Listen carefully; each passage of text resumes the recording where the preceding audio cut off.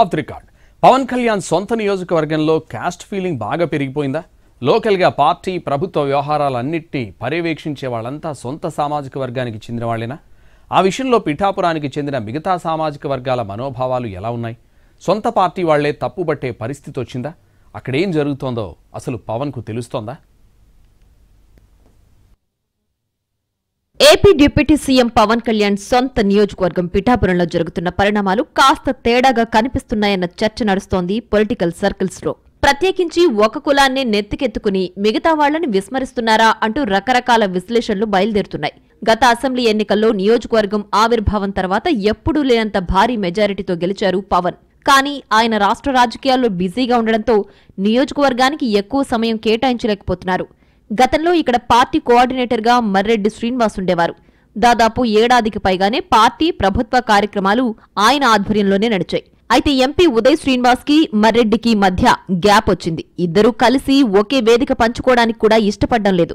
దాంతో అందర్నీ సమన్వయపరుచుకుంటూ నియోజకవర్గ కార్యక్రమాల్లో లోటు జరగకుండా చూసేందుకు 5 సభ్యులతో కమిటీ ఏర్పాటైంది. అందులో మర్రెడ్డితో పాటు MP Uday Srinivas, MLC Hariprasad, party జిల్లా అధ్యక్షుడు తుమ్మల బాబు, మాజీ ఎమ్మెల్యే పెండెం దొరబాబు ఈ 5 మెన్ కమిటీలో ఉన్నారు. ఆ ప్రకారమే కొద్ది రోజులు అంతా సవ్యంగా జరిగింది. తర్వాత నియోజకవర్గంలో ద్వితీయ శ్రేణి నేతల నుంచి వచ్చిన ఫిర్యాదుల మేరకు మర్రెడ్డిని పూర్తిగా పక్కన పెట్టేశారు. గతంలోలాగా ఆయన్ని అనపర్తి పార్టీ బాధ్యతలకు పరిమితం చేశారు. పిఠాపురంలో పార్టీ కార్యక్రమాల కోసం ఇళ్లిచ్చిన ఓదూరి కిషోర్ కు మర్రెడ్డి శ్రీనివాస్ స్థానంలో అవకాశమిచ్చారు. దీని చుట్టూనే ఇప్పుడు సరికొత్త ఊహాగానాలు బయలుదేరాయి. గతంలో ఉన్న కమిటీని గాని ఆ తర్వాత మార్పులు చేశాక కానీ అంతా కాపు సామాజిక వర్గానికి చెందిన వాళ్లకే ప్రాధాన్యం ఇచ్చారు తప్ప మిగతా ఏ కులాన్ని పట్టించుకోలేదన్న చర్చలు మొదలయ్యాయి. కమిటీలో 5 సభ్యులున్నందున కనీసం ఒకరో ఇద్దరో వేరే కులాల నాయకులకు కూడా ఛాన్స్ ఇస్తే బాగుండేదన్న అభిప్రాయం వ్యక్తమవుతోంది. పిఠాపురంలో కాపుల తర్వాత బీసీ, ఎస్సీ ఓటర్లు కీలకం. అలాంటప్పుడు లెక్క ఎక్కడ తప్పింది? ఎందుకు ఆయా కులాలను విస్మరించారంటూ మాట్లాడుకుంటున్నారు. పార్టీ అధినేత, పైగా అన్ని కులాల్లో ఫ్యాన్ బేస్ ఉన్న పవన్ లాంటి వ్యక్తి ప్రాతినిధ్యం వహిస్తున్న చోట సామాజిక సమీకరణలు బ్యాలెన్స్ తప్పితే ఎలాగని అడుగుతున్నారు. ప్రస్తుతం పైకంతా బాగానే ఉన్నప్పటికీ పదవులకు మేం పనికిరామా అంటూ మిగతా కులాల నాయకులు గుసగుసలాడుకుంటున్నారట.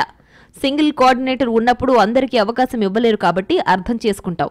కానీ 5 మెన్ కమిటీని వేసినప్పుడు కూడా 100కు 100% ఒకే కులానికి ప్రాధాన్యం ఇవ్వడమంటే ఇది పక్షపాతం కాదా?